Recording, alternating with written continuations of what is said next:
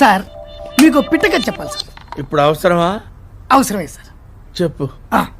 ఓ చిన్న పిట్ట సార్ మంచు కొండలో అలా ఎగురుతూ ఉంటుంది సార్.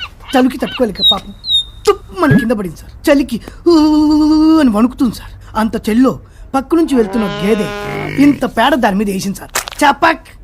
అసలే చలి, ఈ పేడేంట్రా భగవంతుడా అని పిట్ట బాధపడింది సార్.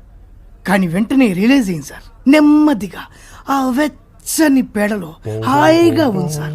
ఆ ఆనందంలో పేడలో నుంచి తల బయటికి పెట్టి ఆ పిట్ట పాట పాడింది సార్.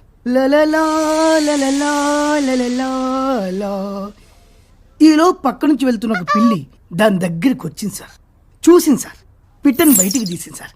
నీళ్ళలో చపక్ చపక్ మని కడిగి గుటుక్కడ మింగేసింది సార్. ఆ తర్వాత అంతే సార్ కథ.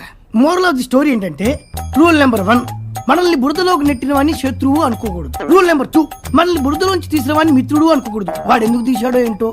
నెంబర్ 3, మనం బురదలో ఉన్నప్పుడు, I mean when you are in a deep shit, అన్ని మూసుకొని కూర్చోవాలి తప్ప పాటలు అవి పాడకూడదు.